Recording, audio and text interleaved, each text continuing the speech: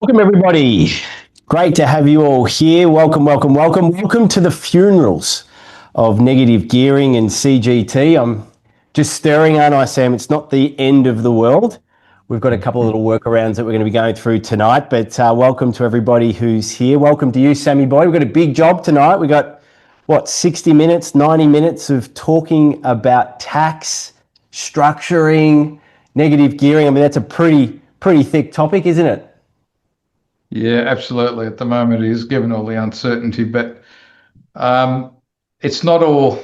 I wouldn't say it's completely dead. Look, whilst it seems that way, but we'll work through that and see if we can revitalise it and put some life back into it, Absolutely.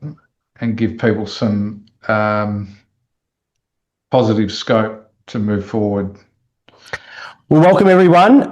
You're probably wondering, well, who are these two blokes and why should I be listening to them? I've got a little disclaimer down there on my side because I'm not the accountant, I'm not the tax expert, I'm not the economist, I'm not the financial advisor. So, everything tonight is general advice. What I am is the founder of Viva.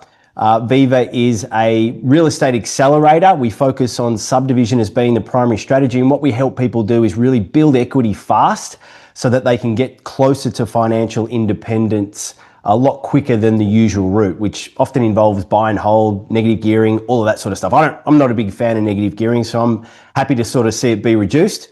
But why don't you tell us a little bit about yourself, Sam? So I'm the director of an accounting firm, a Melbourne-based accounting firm. I've been in the game for more than 30 years now, and so we've seen a few changes come and go. This is probably one of the most significant ones. This and others that we'll talk about tonight that will, going to directly impact people in the property sector. So it's probably been timely. I do need to apologise. I couldn't make last week, and as it turns out, it's probably better in that since then we've actually had some draft legislation which came through during the week in respect to the CGT changes and the negative gearing changes, but we still don't have any form of legislation in respect to the trust changes, which we'll also talk about as they're proposed. So look, I've been in the space a long time. My focus is structuring because I believe that forms the foundation of any business and anyone that sort of is actively involved in any either property related matters or business activity. If you don't get the foundations right, it's like building a house; it all can come down crumbling around you. And planning for it clearly is the big aspect too. Yep, very good. All right, so we're going to go to a quick poll. I'm interested to find out where you sort of sit with this. So I'm going to launch a quick poll. Where are you sitting right now? Go ahead and answer that question for us. That'll give us a really good indication of sort of who's coming online tonight and where your sort of knowledge level is sort of sitting with all of this and your comfort level all in all. I mean, our team has been ringing and speaking to many of you over the last couple of days. And so they've been passing me notes with questions that you've all been feeding through. So we feel like we've got a pretty good understanding in terms of some of the specific and the micro details that you're coming for answers for, which is great.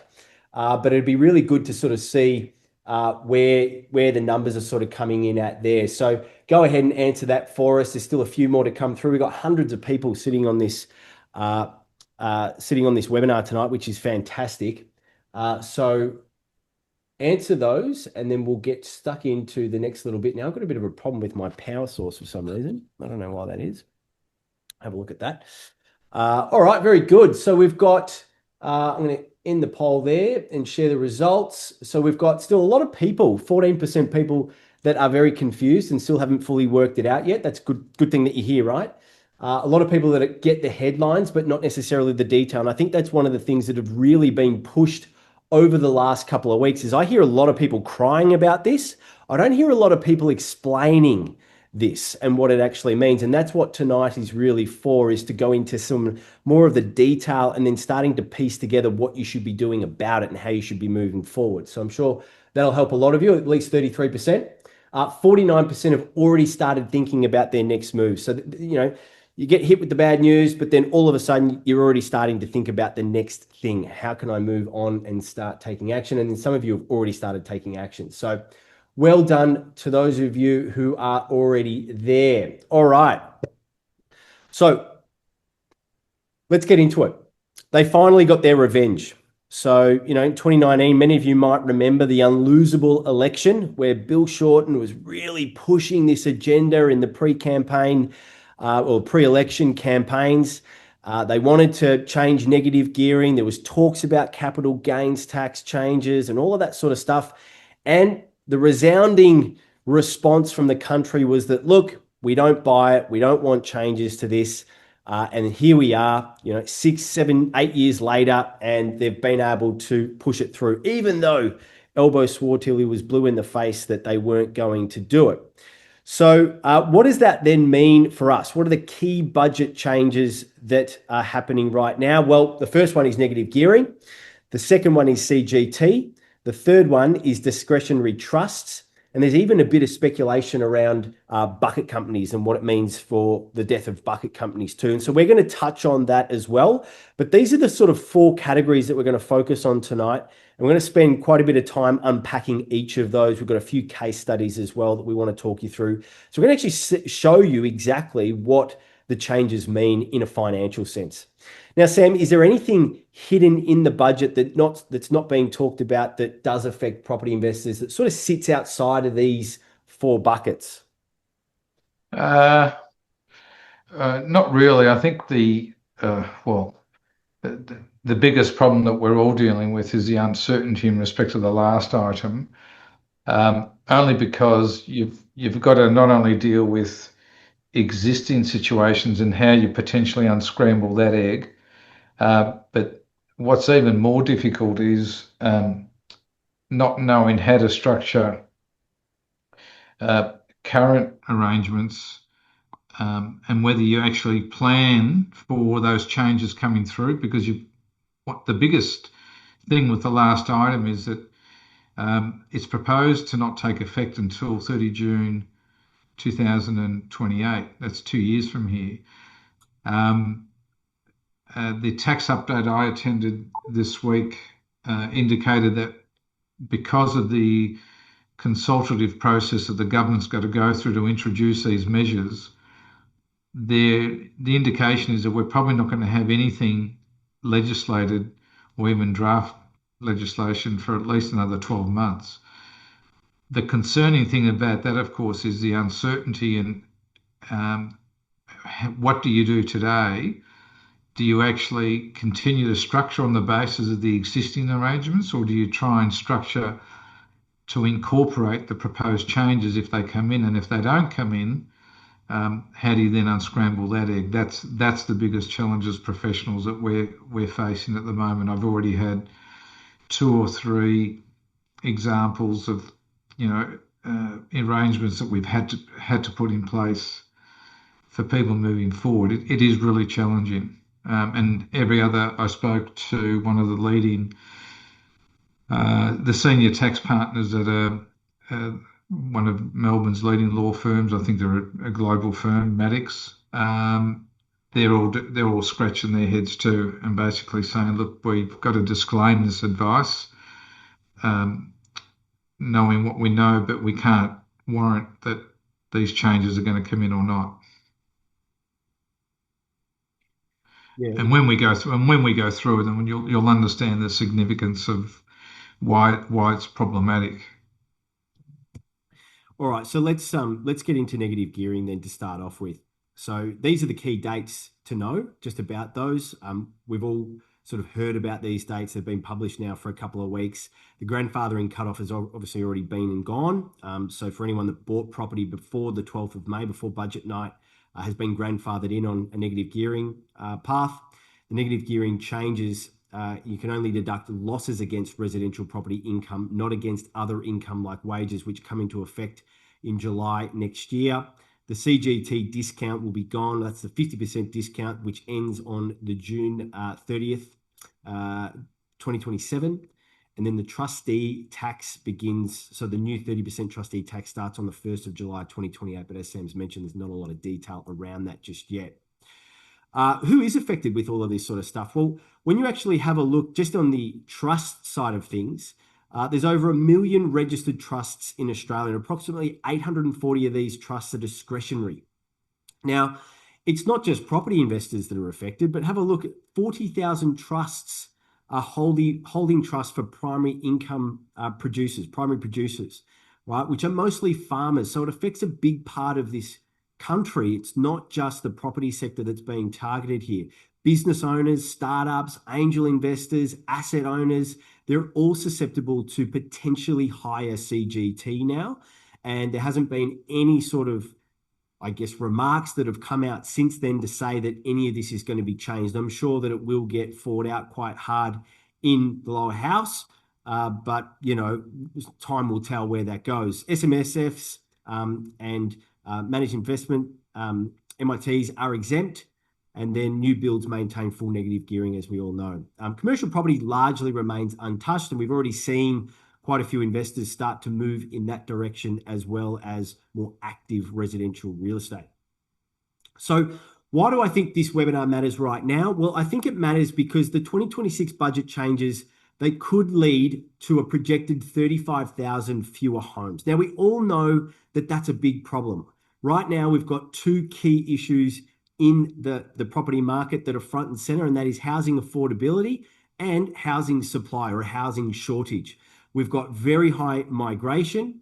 We've got 340,000 circa people that are expected to come into the country in the next 12 months. And then in the following 12 months, another 340, and then another 340,000 in the following 12 months after that. So in the next 3 years, we're talking just under 1 million people that are going to be coming into this country above and beyond who's already here. Now, that presents an opportunity for many of us to look at this as a sign and say, right, so the way that I've done things in the past can no longer be done, or I can no longer get the benefits that I'm used to. That passive old trick of just sitting back, waiting for some capital growth, offsetting some of that negative loss against some income to get a bit of a tax benefit. Well, that's going to get harder and harder. Now, do you want to be the person that's going out there and buying new property just to get the negative gearing discount? Well, I think that leads to a trap as well. And so the signs to me are saying, well, if you're prepared to roll up your sleeves and you get in there and start to become a bit more of an active investor, the next 3 to 5 to 10 years are going to be pretty lucrative years for you. And I think the government has figured this out, and I think that they're sitting there wondering, well, not wondering, but they're saying, okay, well, we need to incentivize the private investment community to start taking more action, to start feeding more housing supply into the market. And I think that's why this webinar tonight really does matter, because it's the beginning of all of that. So with negative gearing, let's jump into this for a moment, Sam. So what's changed? Talk us through how it worked before and how it's going to be working after. So the main, I should add, okay, so the main change here is that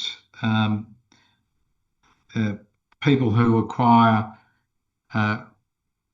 second-hand residential property, and I should stress that we actually don't have a formal definition of actually what constitutes new residential versus second-hand, and that's going to be critical in this. I mean, we're not confident they're going to adopt the same definition under the GST provisions, which basically makes reference to new as anything that hasn't previously been sold. So let's watch that space. But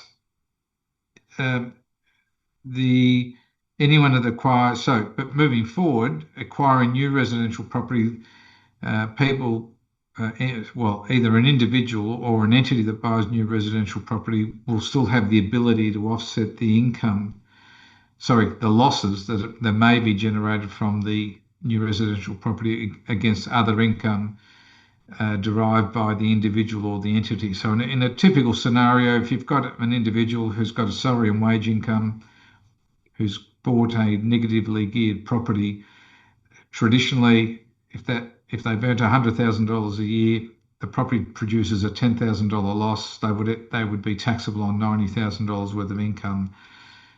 Moving forward, that's going to be limited to only cases where the acquisition by the individual entity is in respect to new property, not second-hand.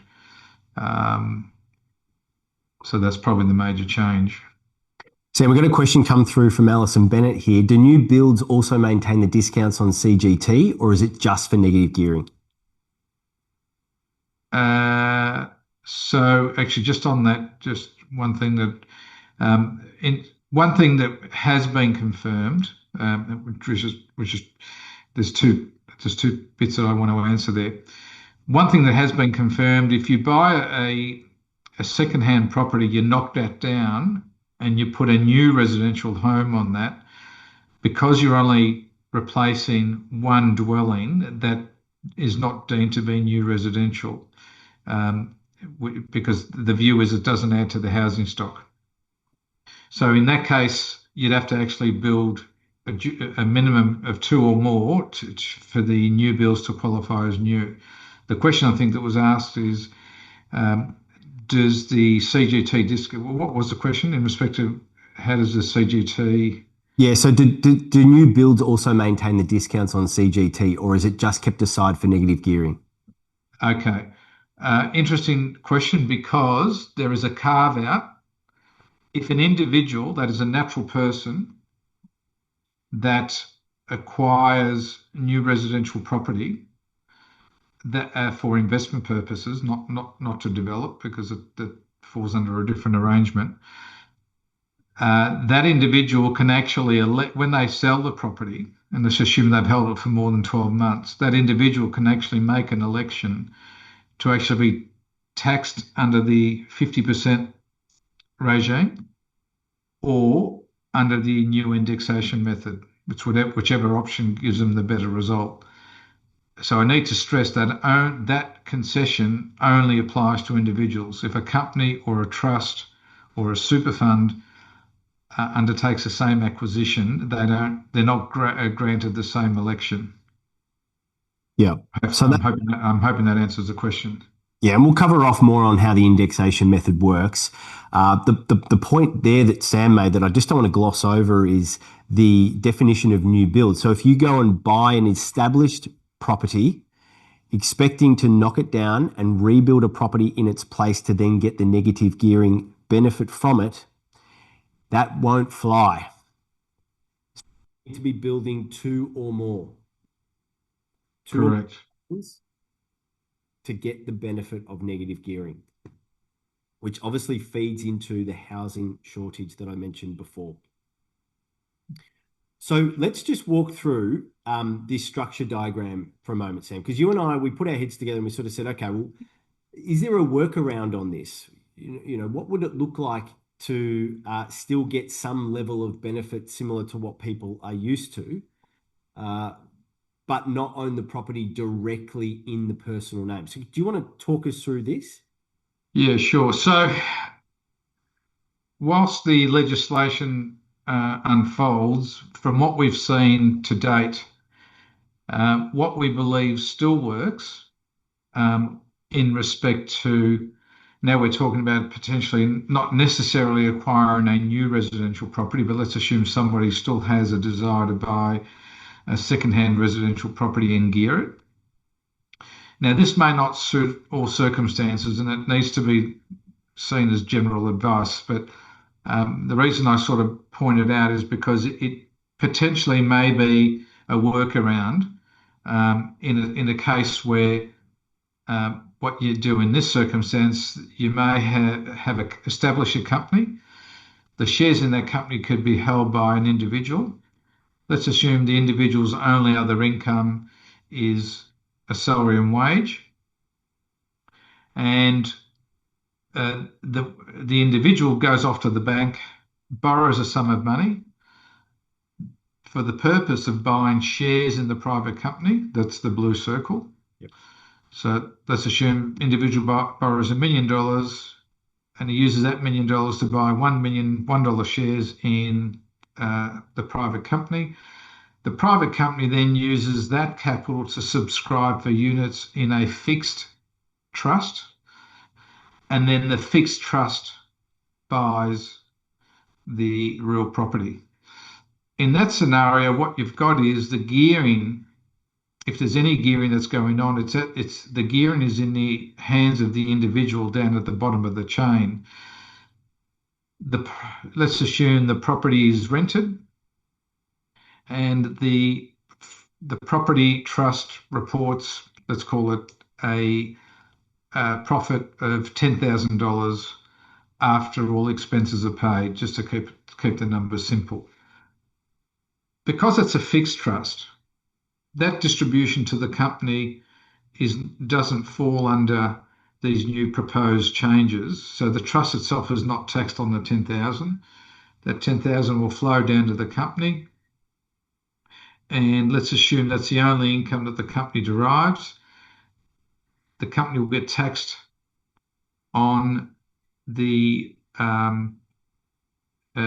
distribution received from the trust at, call it the corporate rate of 30%, because in this case it won't qualify to be a base rate entity. The company then declares a dividend of its after-tax amount to the individual shareholder, and what he does offsets that dividend against his salary income and the interest cost that he or she has incurred for the purpose of acquiring the shares in the private company. Now, in that arrangement, what started off to be rental income at the top of the chain, when it flows down to the company, the character of the income changes. It's no longer deemed to be rental income. When it comes out of the company, that's that blue circle, it's now a fully franked dividend in the hands of the individual shareholder. And because the borrowing has been undertaken by the individual, effectively what you have got is the individual receiving a fully franked dividend, some salary and wage income, and some interest costs incurred for the purpose of buying the shares. Effectively, that individual's now geared the arrangement. It's a negative geared arrangement, but not necessarily in respect to residential rental property. So you don't have to have any regard for whether it's new or old. Now, look, that circumstance is not going to suit everybody, but it's one way that I've tried to brainstorm this, which potentially provides an alternative arrangement to continue getting the benefits of gearing. Yep. So in this case, the borrower is the individual. Correct. The security is still going to be the title that it's lending against. It's just that the bank isn't directly lending into the fixed unit trust. It's the flow of funds and the dividend, and then the offsetting of that interest, which creates the negative effect, which can then be offset. Correct? Correct. Correct. So little workaround. Obviously, it's not going to apply to everyone, and there's a few key components in that. Firstly, you want to be speaking to your brokers and your finance strategists to understand, like, would that sort of lending structure work? It's not going to work for all lenders. And obviously this needs to be stress tested as well, but it's some thinking around how does that work outside of property. Yeah, and Michael, you're right. My experience has been that generally your biggest challenge is getting the mainstream lenders to accept the borrowing arrangement. They generally always freak out when the borrower is not the landowner, which in this case would be the property trust. But I have had success on many occasions when you finally convince them and they get their securities right. It's not completely impossible, and maybe sometimes you've got to go to a secondary lender to get to accept the arrangement. Yeah, very good. Lots of questions coming through here. Uh, we've got lots of people asking about second dwellings on existing properties. Does that have any impact or bearing on negative gearing if it's brand new? A second, so that would be, I presume you've got a situation where you've got a block of land with an existing house, and then you build a second dwelling on the same block, which is new. That would qualify because you're now adding to the housing stock. Yep, there you go. And for everyone that's joining, can we also just address, Sam, the difference between, say, a fixed unit trust and a discretionary trust? Yeah, so fundamentally, it's it's a fixed trust is one where the trustee has no discretion as to where the income of that trust must flow. Um, if you've got a fixed trust, a unit trust, and it has one unit holder or two unit holders, and whatever their proportion interest in, the income that flows from that vehicle must flow to those unit holders in respective, sorry, in in the respective proportions of the units held. Whereas in a discretionary trust, it's completely at the trustee's discretion as to who can benefit from the trust distributions. And that's the bit that the ATO for a long time have not liked, and now they've clearly hit it on the head with a hammer. Because there's a huge element of discretion in year one. Beneficiary A could get the distribution in year two, could be beneficiary B, and so on. That's the fundamental difference. So a unit trust is not too dissimilar to a company, in that the rights to the income and the capital of the company are in proportion to the shares held. Yep. Now, lots of questions are coming through. I can see here in the chat, just in terms of what classifies new build. Do you want to sort of just take us through that? Because I mean, you've mentioned a couple of times now, which I think is where the intent behind this is coming from, is it adding to the housing supply?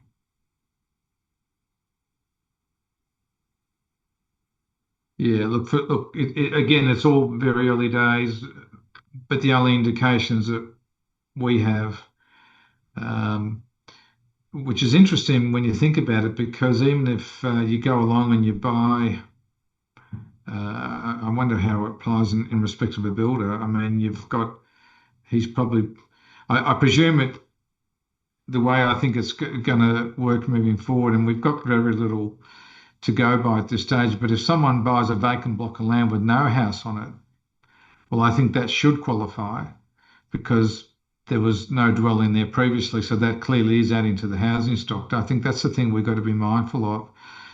But and I don't know how they're going to monitor or police it, because if a buyer comes along innocently and looks to buy a property from a builder, how do they know whether that block was vacant or whether there was an existing house on it? I presume there's going to be some sort of uh, onus on the vendor to provide some sort of statement to the purchaser. It's going to be very interesting. And the same, I guess, will go for renovations, because if you're substantially renovating a home, that's not adding to the housing stock. You're just fixing an existing property. So I suspect that will not qualify either.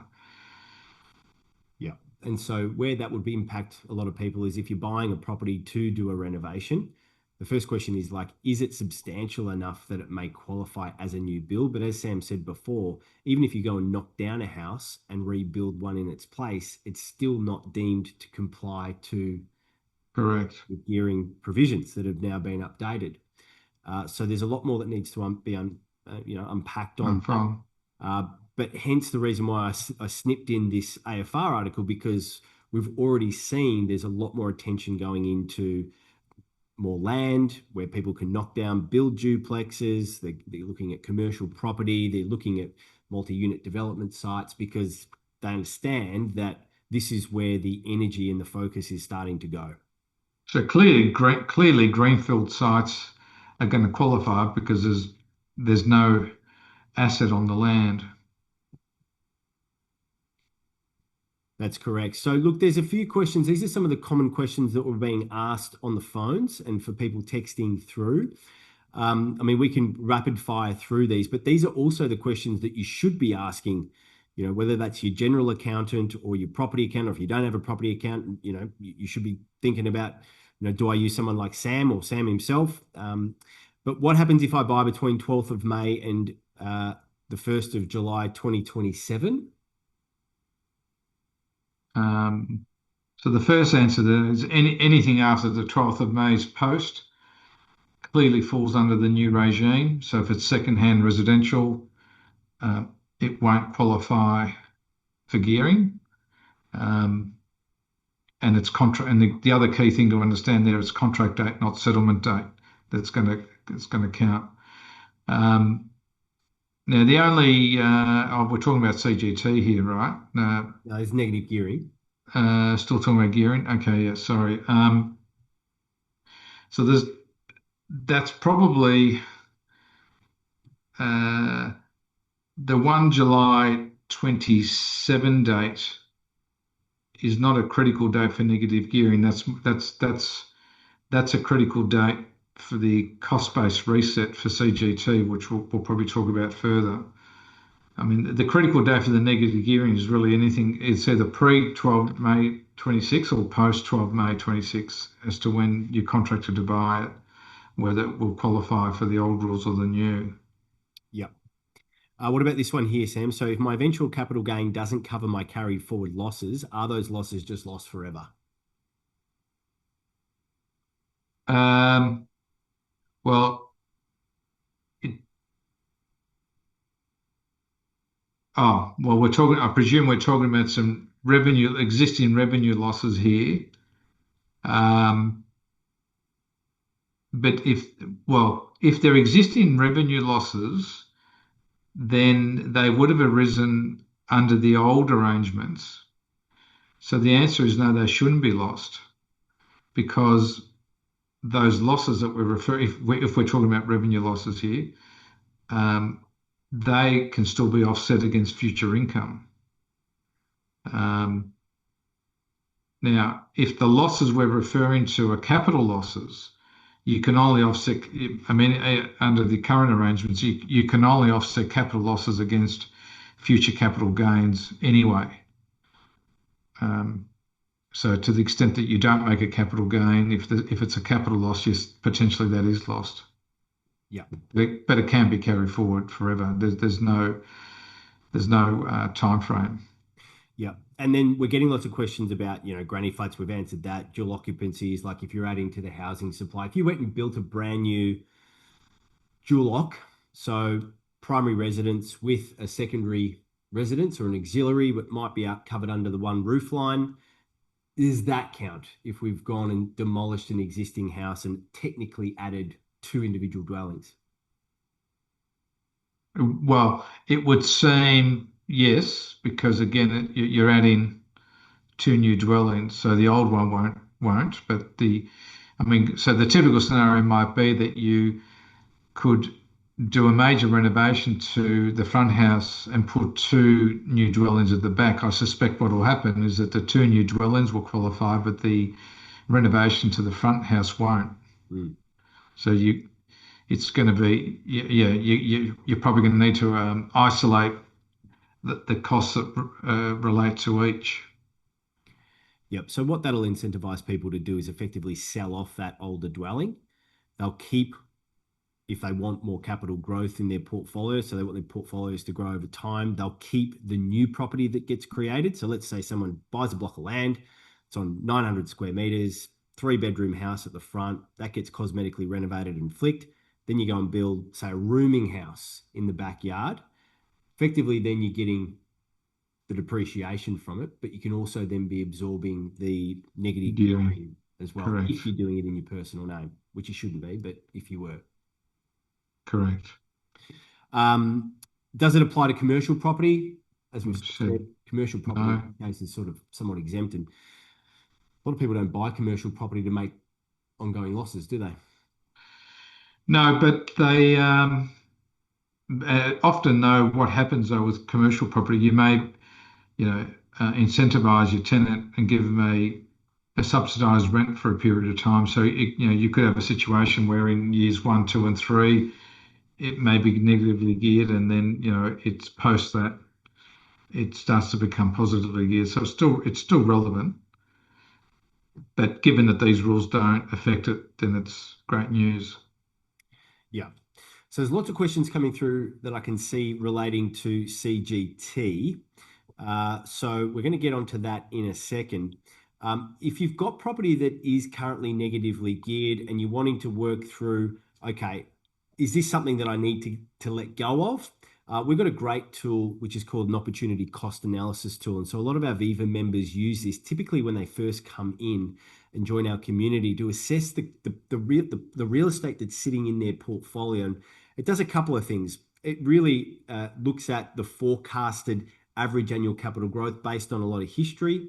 It also then forecasts out what your negative loss or at what point it becomes break even or positive on a property by property basis.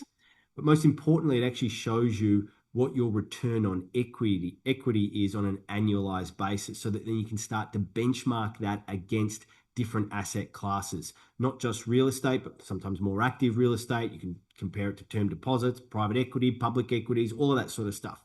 Now, I wanted to put this here because we've got a QR code there which you can scan. So my team's opened up their calendars for the next few days where you can go in and you can book a call. You can ask them questions about that tool. You can ask them questions about, look, this is where my current portfolio is set up right now. I want to be sort of making different changes. I want to be looking at more active strategies. We wanted to offer this to you tonight where you can go and book that in. So you can scan that QR code. That'll open up the calendar. You can go and find a spot in there that works for you, and have that chat with our team and really start to work through a bit of a roadmap, a bit of a plan in terms of, okay, well, what does the next couple of years need to look like, not just for you, but also for your portfolio. So let us know. Just write a big booked in the comment section when you've gone ahead and done that. So I know that you've taken up that spot, but there's only so many of them. So first in, best dressed. And like I said in the emails, we've actually got a gift that we're going to be giving away to everyone who's attended this live. So I'm going to go through and reveal that at the end. So make sure you stick around for that. All right, let's get into CGT, the quiet killer, because I think this is probably going to affect more people than maybe negative gearing. Obviously there's a lot in this, and I guess it could be the one that hurts. But the real, I guess, conversation is in all of this is, okay, so there's two different methods. There's the old method, and then there's the new method, which is coming in. And we want to understand, okay, well, what's the impact on each of those? So we're going to run through a bit of a case study here as well. And we're going to just sort of understand how this indexation method works. So Sam, do you want to sort of just cover off on the summary of where we've been and where we're now moving to? Sure. Look, I actually I didn't see these changes as being that bad from the point of view that they've allowed a time period for the new rules to come in. So the critical date here being 1 July 27, it's the date at which you get the ability to revalue your property and reset the cost base. So in a typical example, if you bought a property 10 years ago for $500,000 and it's worth at June 27 $800,000, the $300,000 increase between acquisition date and 1 July 27, whenever you go to sell that property, you still assess the $300,000 gain under the old rules, which I think is a great feature.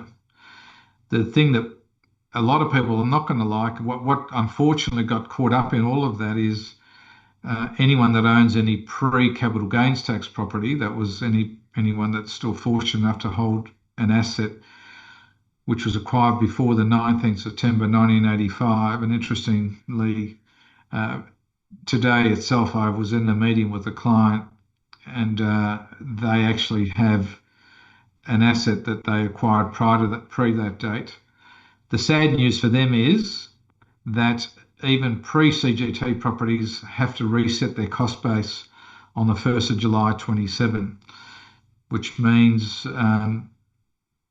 any gain from the pre-July pre-CGT date until today will still remain tax-free, but any gain that's derived post 1 July 27 will be assessable under the new indexation system. So that's definitely a bit of a blow for people. Now, I can see valuers are going to be very happy and very busy because everyone has got the right to have their cost base reset Just on that, on the Sam, I mean, we do have questions coming through. I mean, what is the definition of a valuation? Because I mean, if everybody's rushing out there to get valuations, as you say, they're going to be very busy. But is it a licensed valuer of business, if real estate, yeah. or can it be appraisals by three or four different real estate licensed real estate agents? Like, how does that work? Now, if they adopt the same provisions that currently exist under the CGT provisions, the law doesn't actually force you to have to engage a formal sworn valuer. Um, and the legislation, in very basic terms, basically says anything that the taxpayer can provide which establishes what the market value is.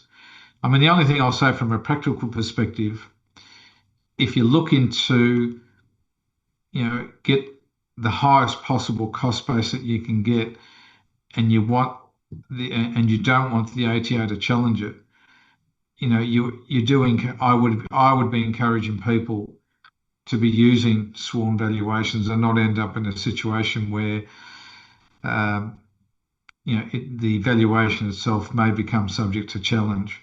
One thing I will add, and not that I want to spruik anyone's services, but um, you can avail yourself. There's a valuer that we use who's based in Queensland, who's a sworn valuer, sorry, who is not licensed to do mortgage valuations because his public indemnity insurance doesn't allow him.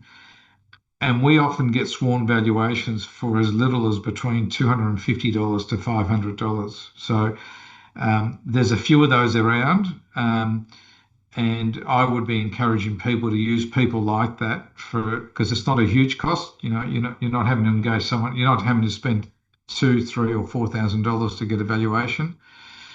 I'd rather have someone's mark on it if I was, looking to get the highest possible cost base. And Sam, what about other asset classes, crypto, shares, private equity in companies, Yeah, your own business? Is that stuff going to need to be valued when that? also, look, yeah, it's a good point. Very good point. Yeah, listed shares are easy because you can refer to the market on the particular day. Um, but yeah, actually, it's interesting you should say that because one of the things I haven't turned my mind to is the value of the business. That's a good question, Michael. I think this has all happened. It's happening at such fast rates, but it's no different. It's no different to any other asset. It is a CGT asset, and essentially, you do need to turn your mind to a value in that too. Now that's going to be a much more complex exercise. Yeah. And look, I mean, I don't know the exact statistics around this, but I would suggest that maybe somewhere around 80 to 90% of businesses will never ever have a liquidity event or transact, hands. So may not ever be something that's needed, but you just never know what the future holds. And so if you are someone who's running a business, then you want to be running that downfield and understanding, okay, I need to be ready for this because you're going to want to get the highest valuation that you can possibly get on your business come the 1st of July, 2027. Now the interesting thing about that, now that you mention it, Michael, that I'm now turning my mind to it, um, and look, and hopefully this becomes a lot clearer as we move forward. But if you've got a situation where your business has been run out of a company, that you've actually got two assets that you've got to revalue because you don't know whether a buyer is going to come along to buy the shares in the company or to buy the actual business itself. So that because that they are two separate assets. Now, in a company scenario, it's probably a little bit irrelevant because companies don't get the 50% CGT discount anyway. So what you may want to be doing is looking, depending on who holds the shares, you may want to consider whether you actually value the shares in the company, and whether that's ever a real possibility of selling the shares rather than selling the business. Yep. Yep. Good point. Good point. Okay. So the indexation, how does it work? Like, what's the mechanics to it? In fact, we're probably better to just jump into the case study there and sort of start to step people through it. Do you want to sort of explain what we've pulled together here and essentially Sure. how it would work? So hopefully here's a simple example, continuing from what I said before. So let's assume there was a property that was bought for $500,000 in 2018. It has a market value on the 30th of June 27 of 1.5 million. And under this example, let's assume that post June 27, somewhere between June 27 and 28, inflation, the inflationary increase causes that property to go up by another $100,000. So that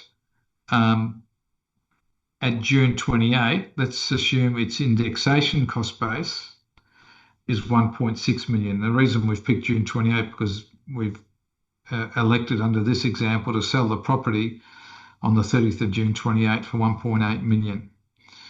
So in this example, what you do have is a capital gain overall of, how do we get to the 1.3? So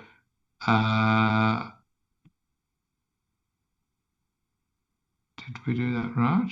Yeah. So the capital gain was the Oh, 1.3 above.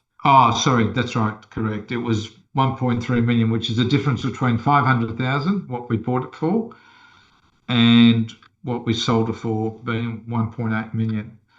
So the question now is, how do we calculate the capital gain?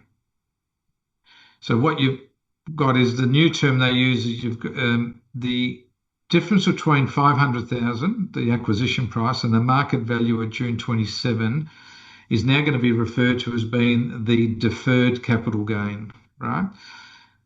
So that $1 million um, gets assessed at using the old rules, the 50% discount. So 50% of a million is 500,000. 500,000, let's assume the highest marginal tax rate is 47%. So the tax on that component will be 235,000. We acknowledged earlier that after the property was revalued in June 27 for 1.5, inflation caused it to go up in value by another $100,000. So the 1.8 million less 1.6 million is 200,000. So that portion gets taxed under the new rules, even though the increase was 300,000, but you take away the inflationary increase, which that's your free kick. And the 200,000 gets taxed at a minimum of 30%, which in this case is $60,000. So your overall CGT in respect to that asset is 295, being 235 on the deferred capital gain and 60 on the under the new rules. Yeah. So Um, that sort of answers your question there, Susie, with your own situation. So you would need to work through that sort of method there if you were to continue to own the asset beyond uh, July 2027, because there's effectively two ways of calculating that. But that gives you a bit of an example in terms of the crossover from what happens when you go from the old method, the 50% discount, into the indexation method, which is largely using CPI, inflation. Correct. And so I'm going to post a bit of a poll here for everyone. Let me know what you think. So, quick maths test for everybody.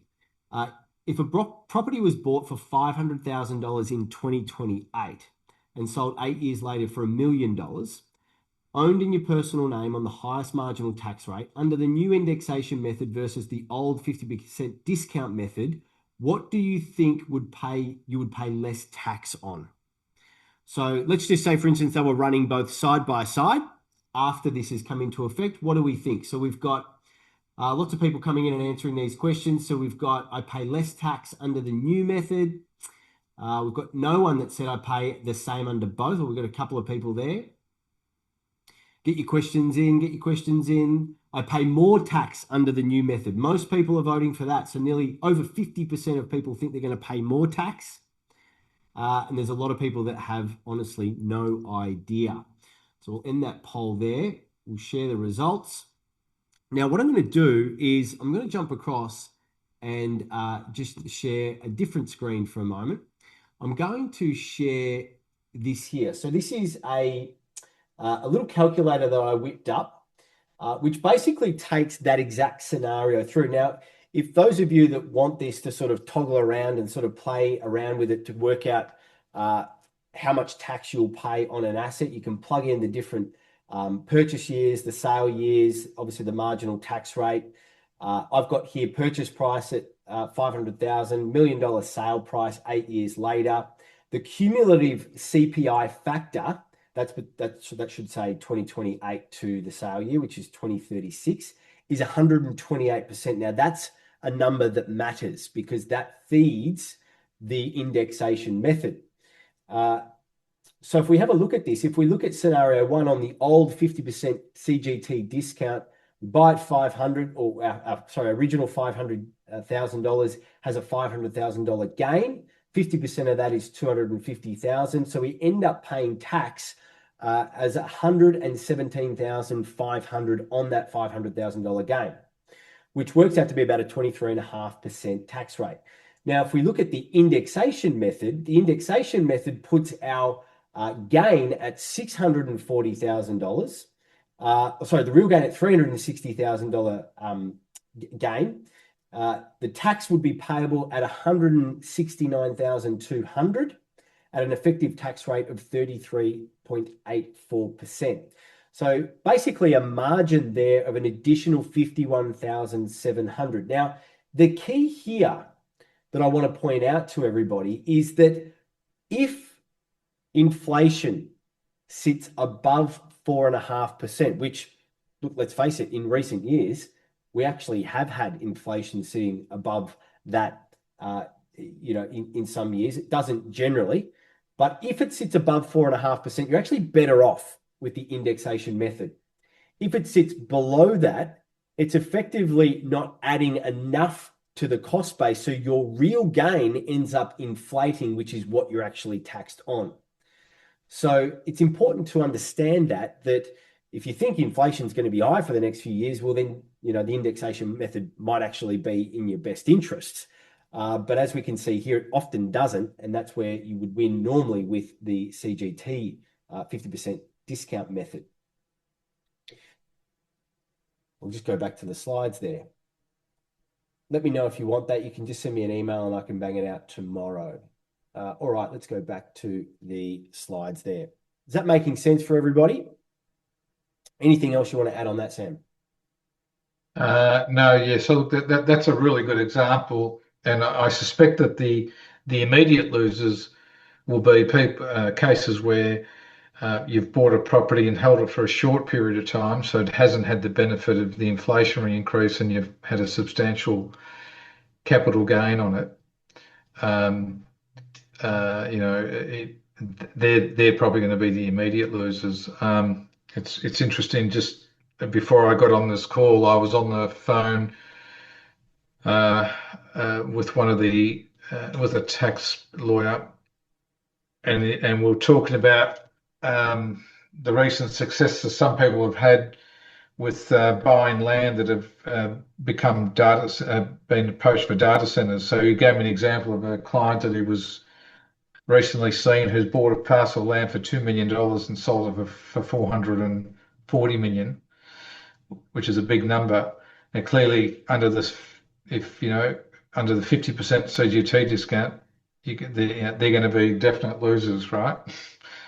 Because the inflationary increase wouldn't anywhere near bridge that gap. Mm. I mean, that is an extreme example, but it's just to illustrate the point. Yeah, absolutely. So, like I covered off there, like when inflation exceeds 4.5%, indexation offers better tax outcomes compared to the old 50% discount. But yeah, let's move on to some rapid fire questions. These are some of the questions that have been coming up on the phones. Should I sell my investment properties before 1st of July 2027 to lock in the 50% discount? The No, answer to that question is, look, you've got to do the numbers, don't you? but I definitely wouldn't be enticed to sell it. I think the good thing about the measures is that um, the fact that you're allowing you to reset your cost base, I think doesn't make you any worse off because you're still getting the benefit of the old rules until that date anyway. And then whatever inflation does, as you've just shown, Michael, I definitely wouldn't be rushing out selling my property. If that's still a good asset, I wouldn't be motivated to sell it because of these changes. Definitely not. Yep. What about if you've owned your investment property pre 1985 when CGT was Yeah. introduced? Again, again, that wouldn't be my sole determining factor. I think you've got to look at the asset you're holding. If it's a great asset, and if you're the sort of asset you buy again tomorrow, it's yielding well. Um, it has an age. I think you've got to look at all the other factors. That in itself would not spook me because again, you get the benefit of resetting the cost base, which is equivalent to having sold it at that date anyway. That gain still remains tax free. It remains tax free up until the 30th of June June 2027, 27. right? But Yeah, moving so forward from that point on, that's where it's important to get this valued. You're actually then going to be assessed under the indexation method. So for any gains oh, over and above after that, correct, that, you will be taxed now. So the party's over for the pre 1985 stuff. But in saying that, it's only for future gains beyond the Cor 2027. correct. I mean, the PPR, principal place of residence, still seems to be a Exempt, tax correct, haven. I think it's going to force a lot of people into that area or that domain, particularly where you can be adding value, improving the equity in the property. I mean, obviously, you can't be trading or seen to be trading within the PPR rulings. You want to be careful there. But every 3 to 5 years in doing something in a PPR is nothing wrong with that. correct. Do you think they're going to come after it at any point, Sam? Look, the reality is, you raised a good point there. Even for somebody who might move frequently, if the dominant what the ATO always come back and look at is if the dominant purpose wasn't to avoid tax, and you can point to genuine reasons why the frequent moves are, I think you're going to be okay. There might be some limited obvious scenarios where I've seen it happen in the past where someone's a builder and they frequently move. Um, that might come under question, but I still think it's pretty low risk.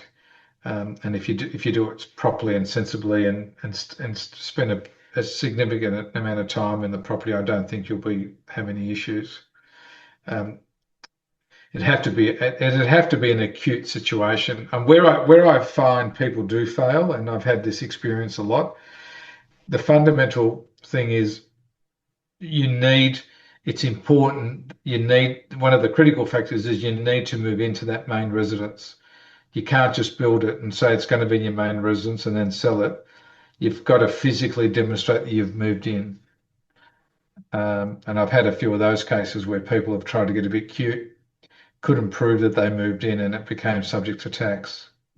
Yeah, I mean, the systems now are just far too intelligent for you to be able to sort of sidestep anything like that. The state revenue officers, the ATO, the data matching, they have records every time you sign a lease. They know where you're actually living, and Yeah, they can go back years as well and request documentation for you to prove and come up with evidence. So, You've raised a really interesting point. You've just reminded me about something. So I had a case where the way the ATO actually got to that conclusion. So we had a case where someone argued that an asset they sold was their main residence. The ATO turned around and said, "That's really interesting. According to the mobile tower network, your phone slept at this address during this period of time. So don't forget, we do live in the world of Big Brother, and you're absolutely right, Michael. They are far more sophisticated, and who would ever think that you're going to get the ATO tracking where your mobile phone slept?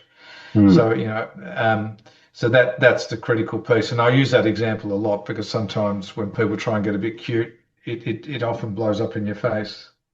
Yeah.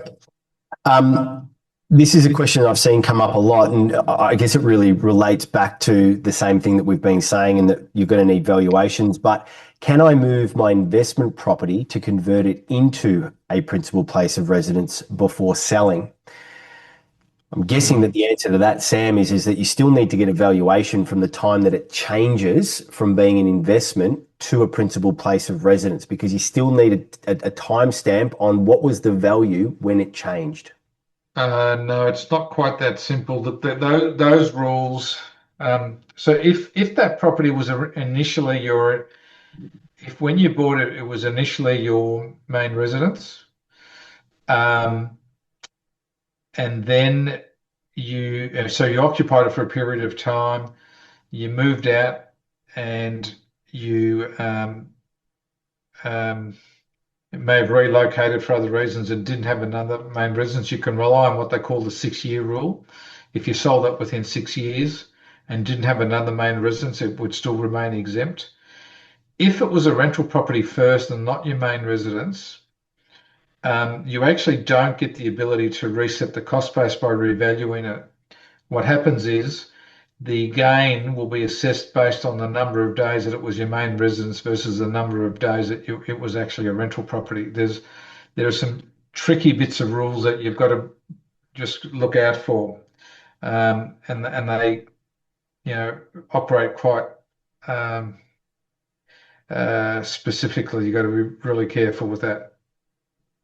So revaluing a rental property if it wasn't originally your main residence doesn't necessarily reset your cost base. Okay, good to know.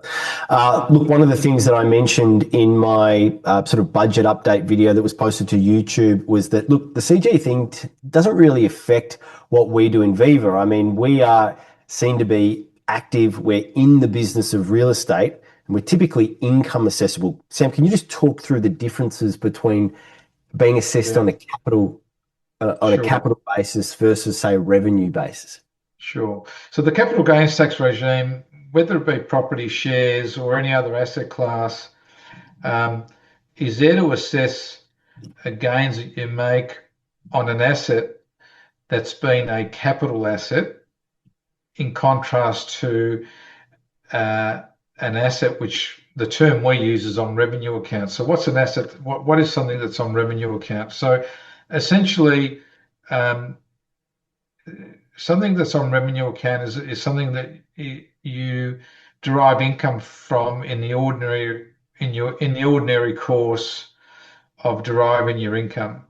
Now, um, the common mistake that happens with properties, because it's such a lumpy asset, there's an automatic assumption that I buy and sell that property, I've sold a capital asset. Well, not really. If you're a developer, the property just becomes a product, no different to the trading stock uh, of a fruiterer who buys and sells apples and bananas. If that's how you derive your daily bread, if you're deriving your daily bread from trading in property, buying and selling frequently, um, the same rules apply. Um, that's deemed to be ordinary income. No different to a share trader. There's a similar distinction there. If you're a day trader and you buy and sell shares on a daily basis, you're in and out of the market frequently, and that's your full-time occupation. Those shares are deemed to be income and on revenue account because that's essentially how you derive your daily bread.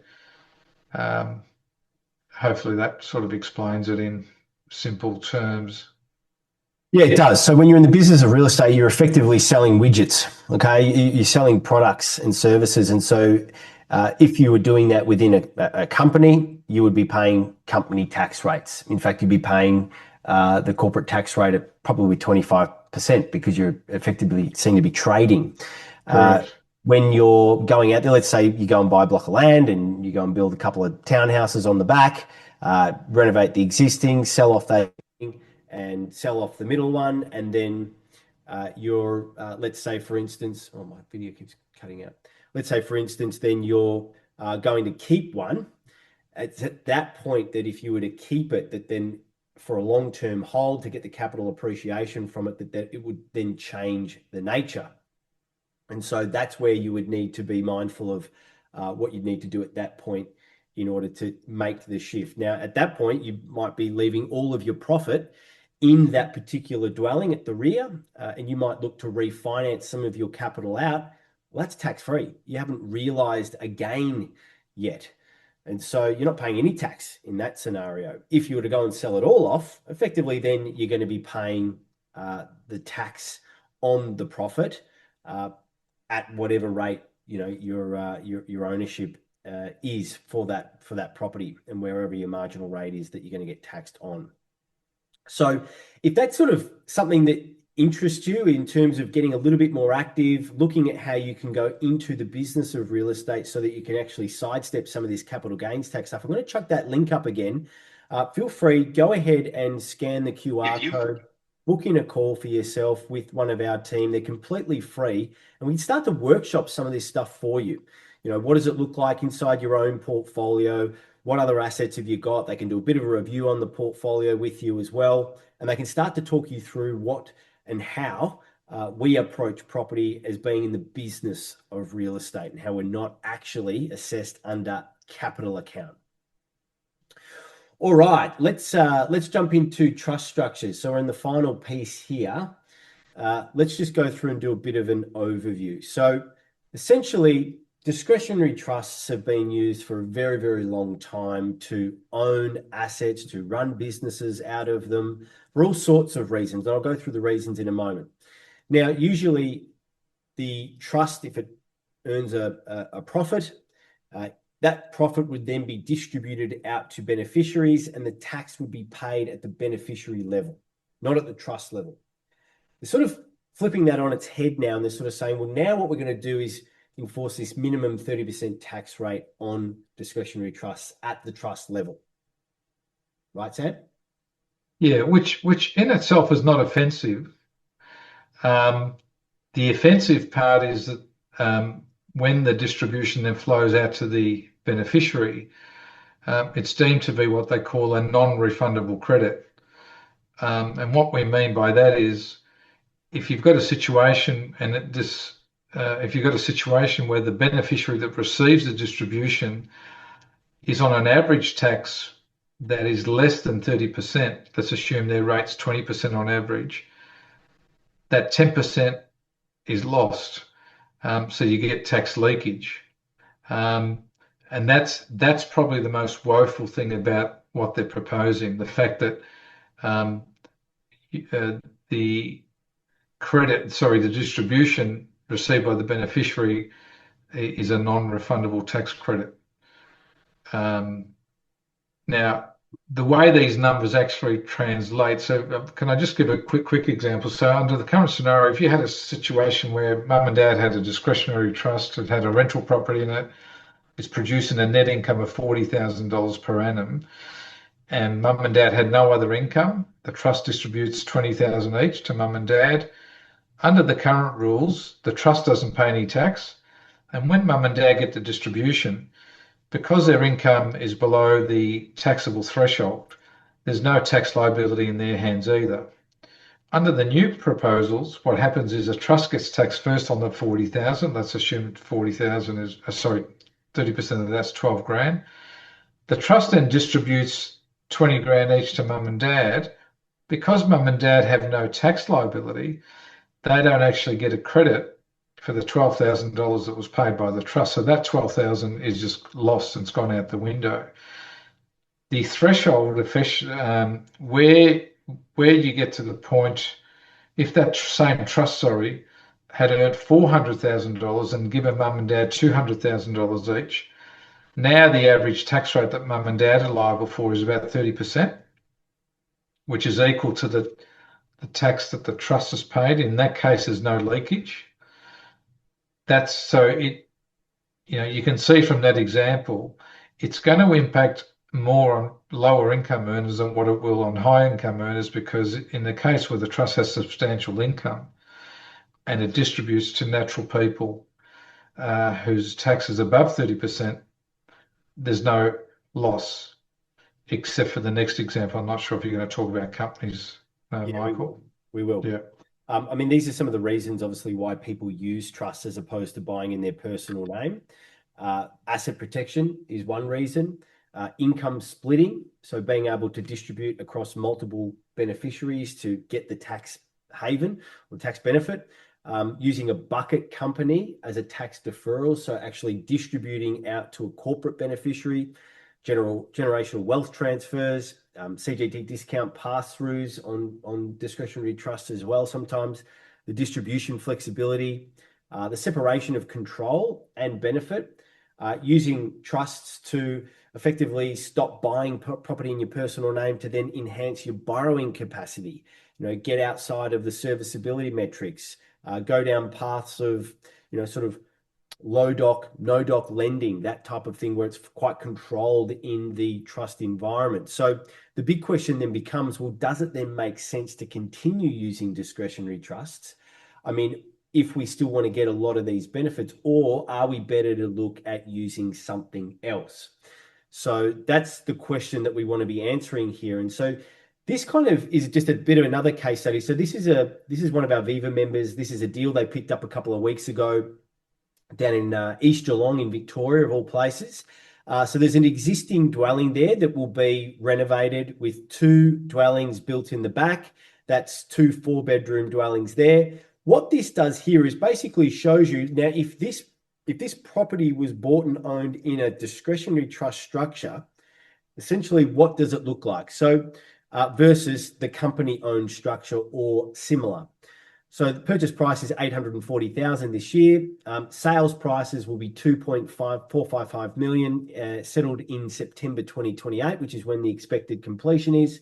Cost base there, including the land, would be sitting at about 2.16.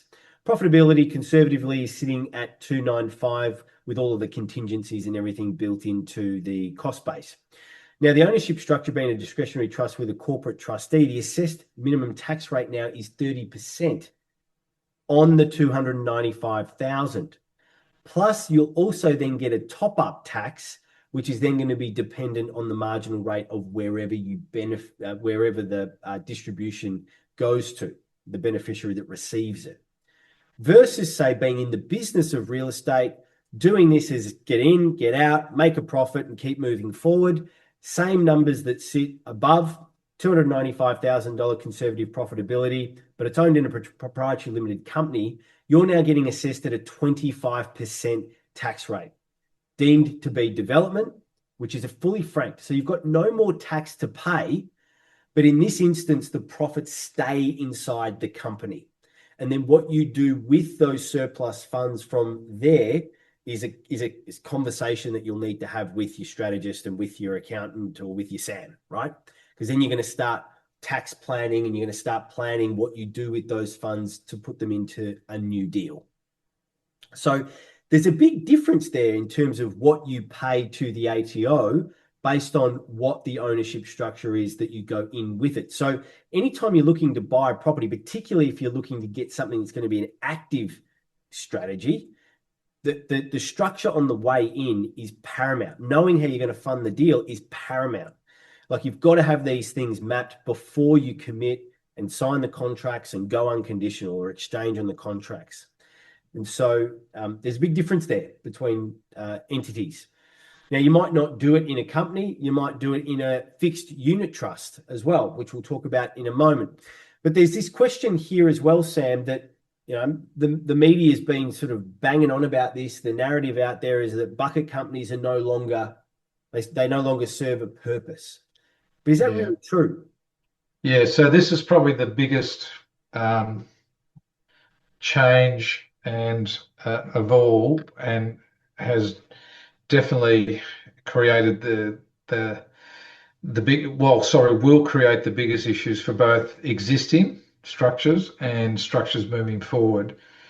Because so you heard me talk about non-refundable tax credits. So an example where the discretionary trust distributes to a natural person, their average rate of tax might be 20%. The trust has paid 30, you lose 10%.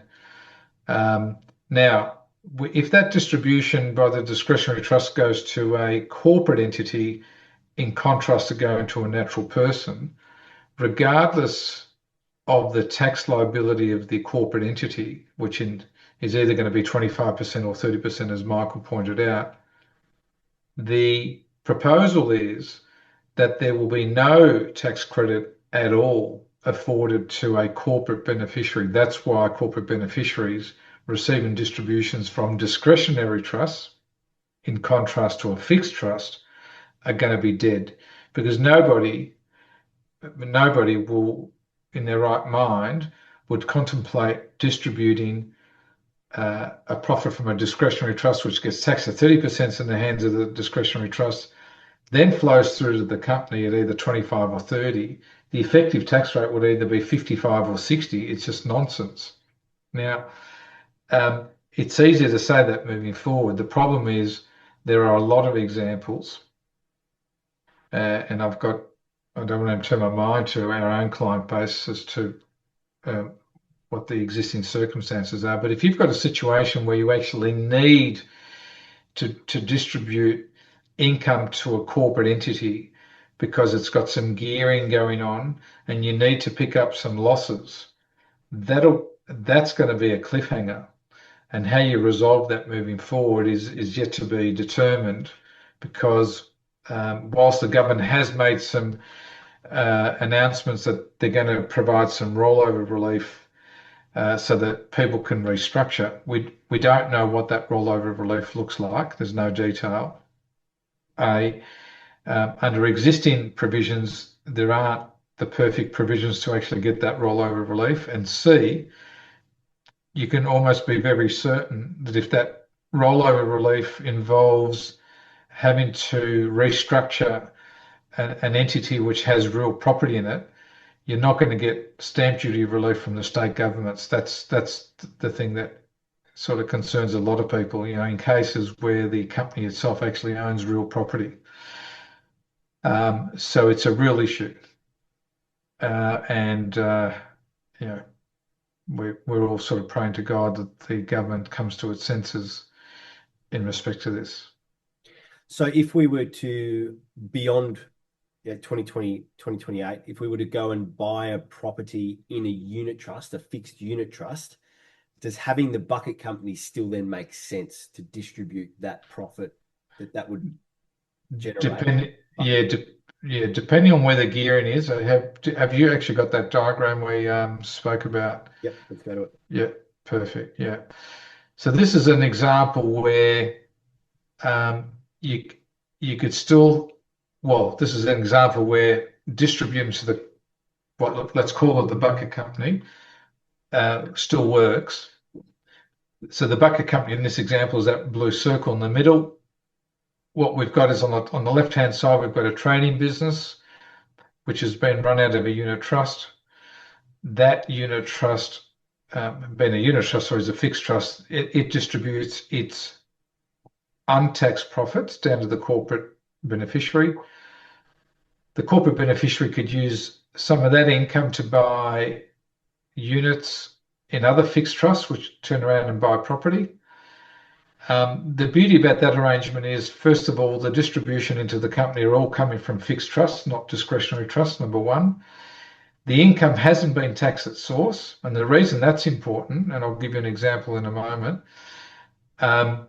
is because under that arrangement, it's the company that's got the borrowings again. So if the banks support us, we would ask the bank to lend to the corporate beneficiary. So the gearing is at the company level. And why is that important? So, for example, if you had just I'm trying to see if I can provide you with a simple example. If $100 flows into the $100 of untaxed income or profit comes in from the fixed trading trust into the company, um, that company would be subject to tax on that. Let's call it 30% to keep it simple.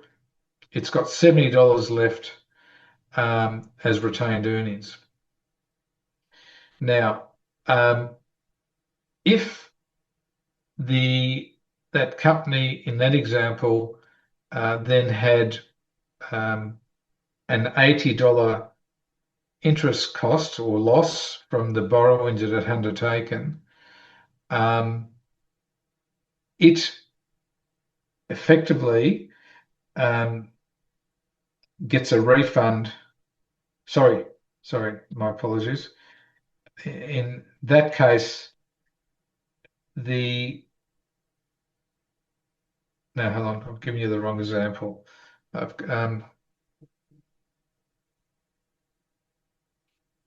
So essentially, this is distributing here with no tax, right? Because it's coming from correct. the trust. That's correct. Down into the company.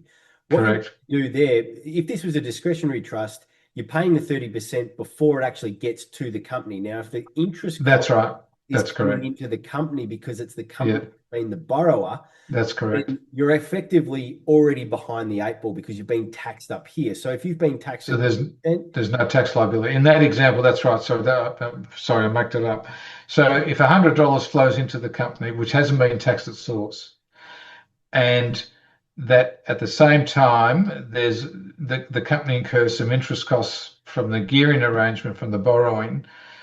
Um, if in that example it's $80, then the company only pays tax on 20 at its marginal rate. If that loss was 120, then there'd be no tax to pay at the company level because overall there's a $20 loss, being the $100 from the distribution it receives less $120 in interest cost.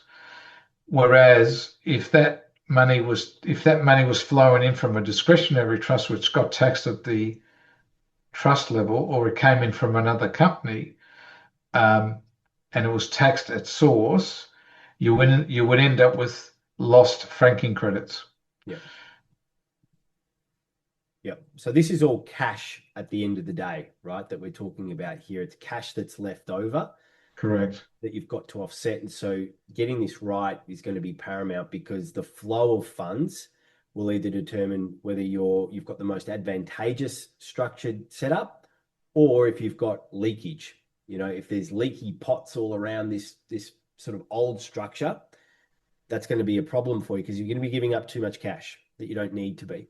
And again, it's predicated on well, the most efficient way is for it to be. It's predicated on the borrowing being undertaken by the company.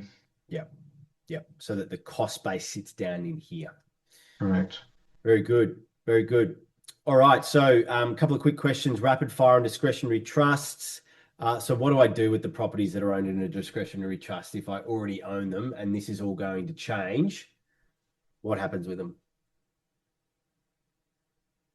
Uh, yeah, that's the interesting piece. I think that's going to be dependent upon what rollover relief the government is looking to roll out, and we don't have the answer to that yet. Will uh, discretionary trusts under current rules, I should add, can make in specie distributions to beneficiaries free of stamp duty in most states of Australia. Um, but again, what we don't know is in that case, what will there be CGT relief and what will that look like? So that's probably the challenge. So it's too hard to tell just yet. I think the general advice at the moment is let's just sit tight and not jump and make any rash decisions because until we get further notice as to what's installed for us. Well, this is one area that's getting a lot of heat. Yeah. I mean, they all are, but this one in particular seems to be carrying a fair bit of weight from the Australian population. And for them to come out and sort of say yesterday at the event that you were at that we've got no information on this, basically, like here's some info, here's some data on the CGT changes and the negative gearing, but we're still working through the discretionary trust uh, paperwork. We're going to be doing that over the next 24, what do they say, 12 months? 12 months.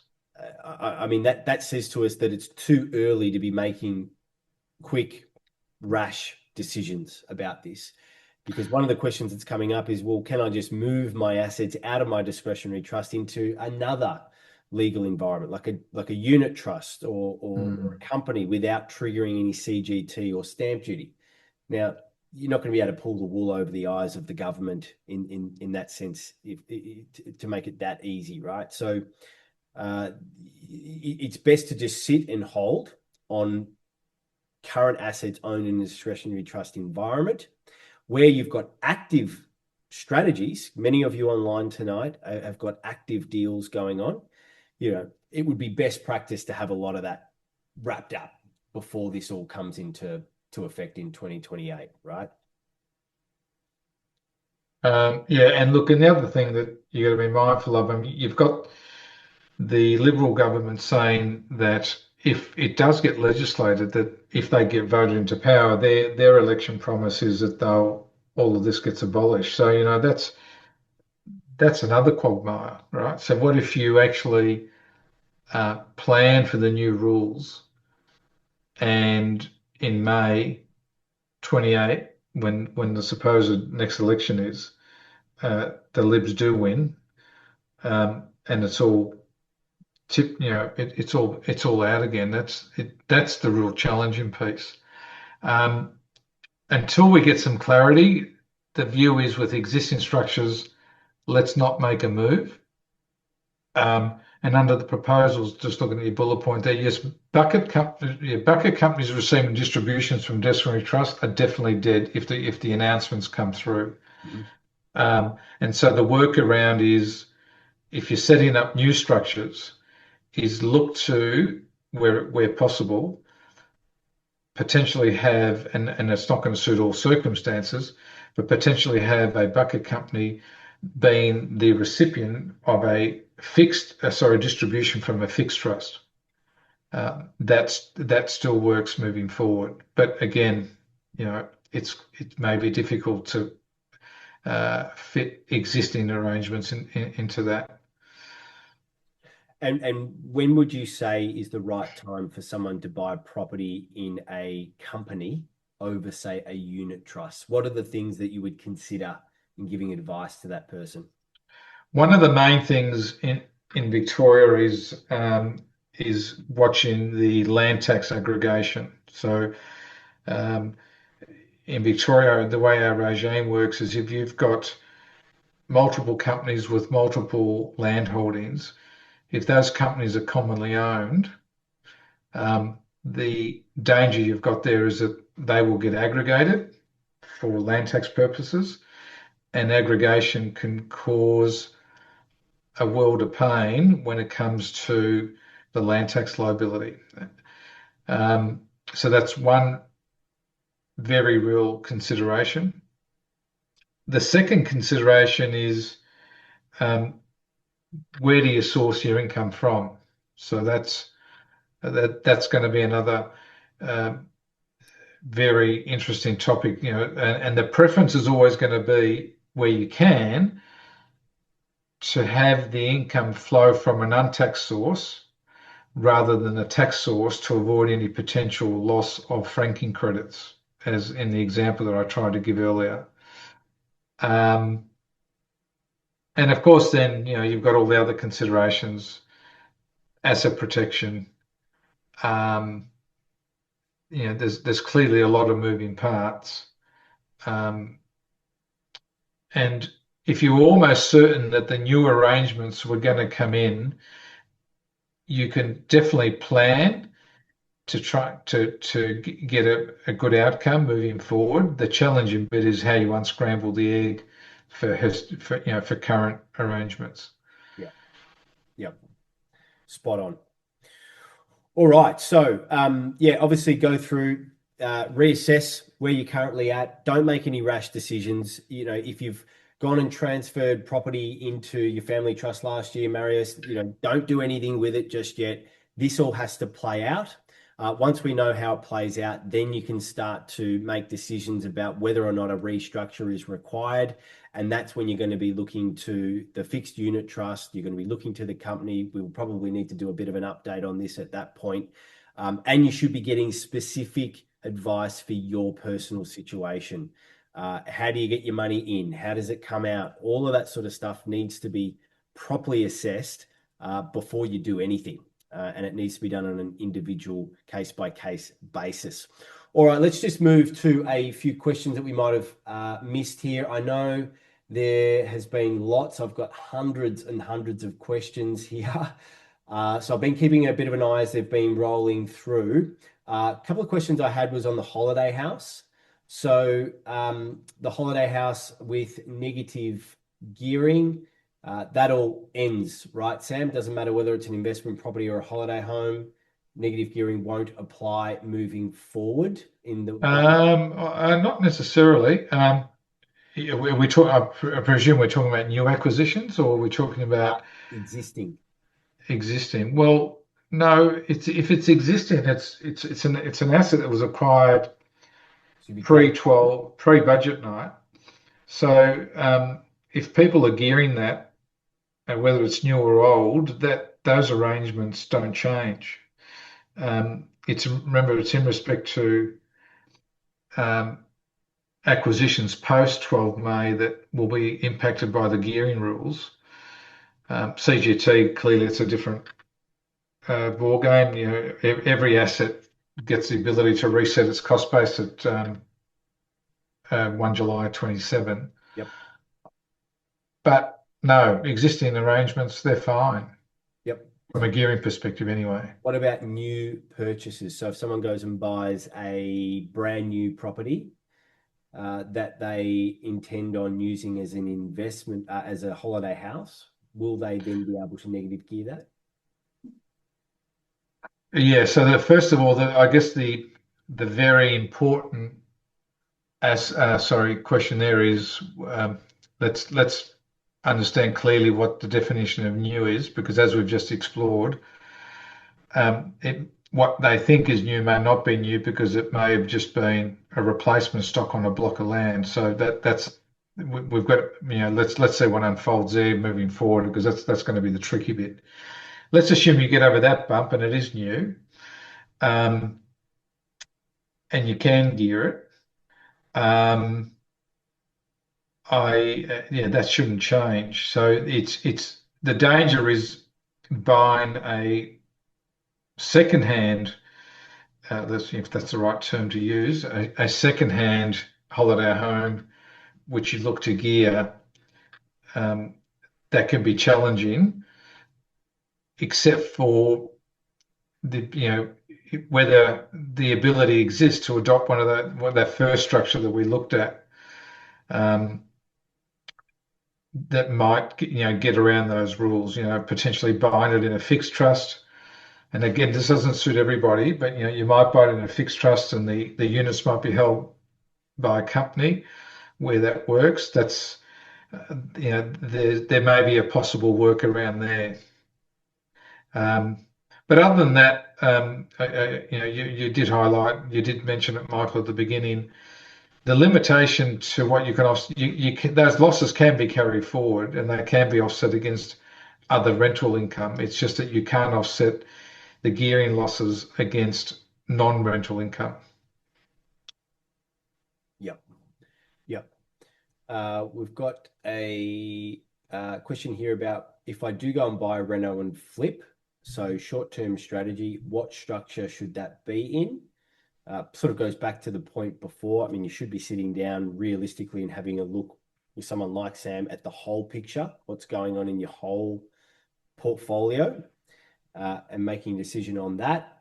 But it's likely to be a unit trust or a company based on. Yeah, look, and the starting variable with all of these things is it's going to vary depending on the individuals where they where their other source of income comes from. That's the critical piece and starting point. Because if you're deriving your income personally, then there is definitely one route.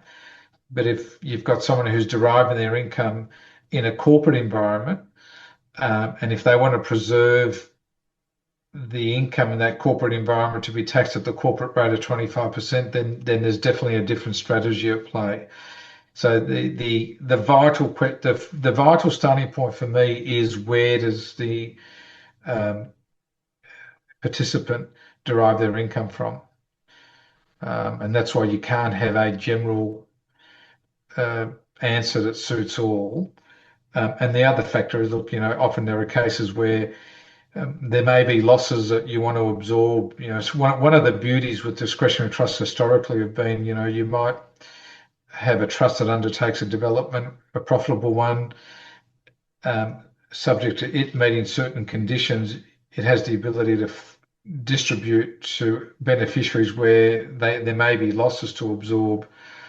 We're hoping that that doesn't get lost in all of this.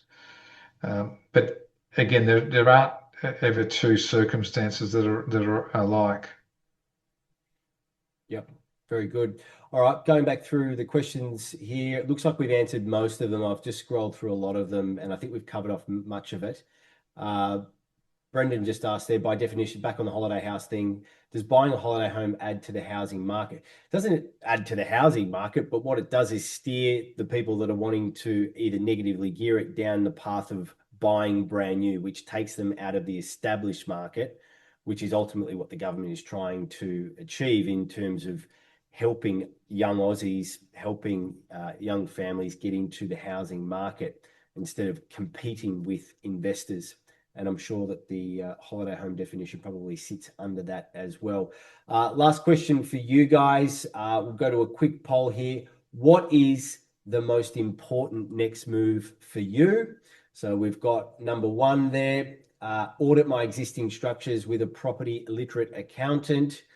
We've got decide whether to sell anything before 1st of July. We've got plan my trust restructure before 30th of June 2028. Figure out a new strategy that actually works post budget. Many of you are commenting there. That's getting a high rating. We're well over 60% there. And then a big chunk of you are also saying all of the above. Thanks for answering those questions. If you haven't plugged those in, I'll end that poll in a couple of seconds there. We've got a question there from Steve Longhurst that's come through. The bill explanation said new builds include properties built before 1st of July 2027. It doesn't give any cutoff date as long as it's never changed hands. So it doesn't matter how long ago it was built, as long as you built it. Is that the understanding? Sam, I'll leave that one with you. Look, I think it's early days and there isn't a lot of clarity, but what I'm hearing from just the draft legislation, the critical piece is going to be, I think, whether that build, as we said earlier, whether that build actually replaces an existing house or was built on vacant land. I think that's probably going to be the critical piece in all of this. And they're going to have to clarify that and make it very clear. And I would have thought that the responsible thing that happens is that there's going to have to be some sort of uh,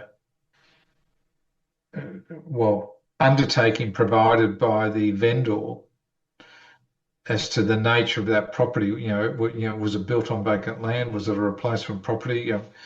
Surely the purchaser is going to have to get some sort of confirmation whether that will qualify as a new build or not for the purposes of these definitions. Yeah.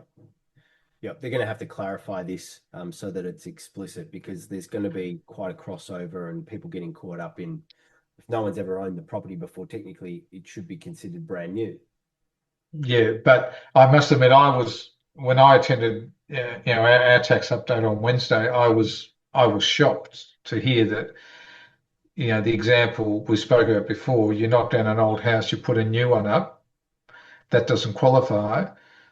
But if you put two up, and so the question I asked, and our presenter, who's a lawyer, didn't have the answer to, I said, well, if you did that and you put two up, does that mean one doesn't qualify and one does? Because if you think about the logic, only one of them's adding to the housing stock, Mm. right? So it's going to be really interesting as to how this unfolds. Yep. And Yep. if you were applying logic, you would have to say one won't qualify and one will. Yeah. Yep. Spot on. Well, there's the results, folks. I mean, 44% of you think you need to figure out a new strategy that actually works post-budget. 36% of you consider that all of the above are the most important move. So well done to you.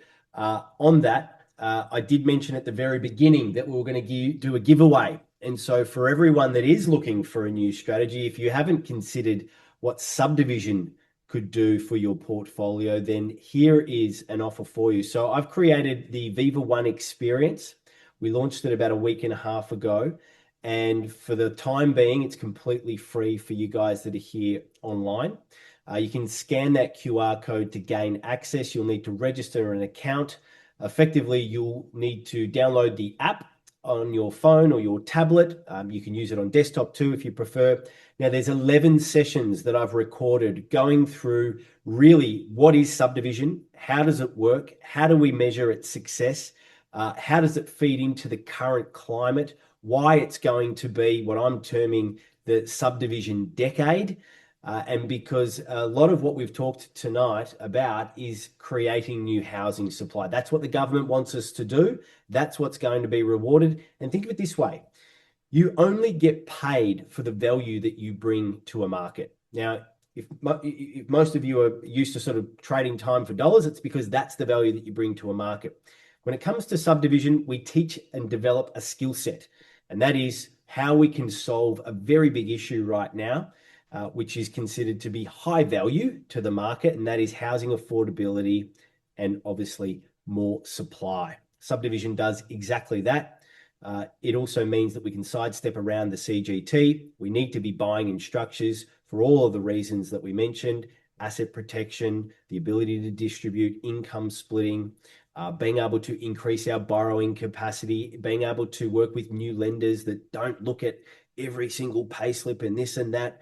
We're in the business of real estate, but what we're doing is really building our equity a lot faster because we're compounding our equity in a much higher frequency. So if a deal takes us 12 to 18 months, we profit, then we roll that into the next one, and it gets us to a position of financial independence a lot sooner because you build your equity base, and then at some point you can then invest that into cash flow generating assets. Now, if you don't have the equity base to begin with, you can't expect that it's going to be able to generate an income. Income always follows assets. And so if you'd like to get into those 11 sessions, we also have a live Q&A. So I do that with with myself. I do it with my team. And you can jump on there every single week, ask questions about your personal situation, where you're at. I've got this. What would you do here? How does this work? What about this with subdivision? All of that. It's not designed for coaching and tactics and all of that sort of stuff. But what it's designed to do is help you get to the decision of should I be focusing on a strategy like subdivision? And so you invest a little bit of time, you get the answers to all of those questions, and it'll really help you sort of move forward with a lot more clarity. So by all means, take up the opportunity to download that and get access to the program. It won't cost you anything, but it could save you a lot of money, and it could also make you a lot of money. So you've got nothing to lose. And then for those of you that want to take everything that we've explained tonight, that we've gone in and broken it down and talk to someone on the phone, obviously it makes a big difference when you can actually have a conversation with someone, start to thrash around different ideas. Hey, I've got this. What do you think about that? Can you have a look at this? That's going to make a big difference. And so we do these subdivision strategy sessions as complimentary sessions. There's no strings attached. It's all about seeing whether or not we're going to be a good fit for one another. We've got a wonderful real estate accelerator, like I mentioned before. So if you're wanting to get the guidance and the support and the coaching and the mentorship of how to do this properly, then by all means take up the opportunity, scan the QR code there, book yourself in a call, and we'll go from there. Sam, anything else from you? No, not really. Look, there's probably there's a bit to digest, and I can appreciate and accept that people are going to be a little bit confused initially. But I think, like all things, you just got to give it time to settle and absorb before you make any rash decisions. I think in uncertain times like this, the best thing to do initially is just pause, let it continue to unfold. Hopefully, we'll have some clear legislation soon, um, and I think the path will hopefully look a lot clearer moving forward. Um, yeah, it's I must admit the saddest part about all of this is that at least they've been responsible enough with the CGT and the negative gearing stuff to roll out the legislation, draft legislation quickly, and hopefully we'll get through Parliament in the next sitting and we'll have some clarity. I think that the government's been very irresponsible in not dealing with the trust measures for another 12 months, because that's one of the things we didn't speak about, and which has put also the legal fraternity under a lot of pressure is, they look at testamentary trusts when people, how do you not do your will for another 2 years? Testamentary trusts are another form of a trust, which is essentially a discretionary trust in nature, which is created upon death, and people use that as a vehicle, but they're also looking to tax those at the flat 30%, and that's put a lot of uncertainty in people's minds as to which way to go. But anyway, look, if anyone wants to reach out, we're here to help. Michael, you've done a great job. Thanks, Sam. Well done. Appreciate you, and appreciate all your listening too, guys. Thanks for tuning in and joining us.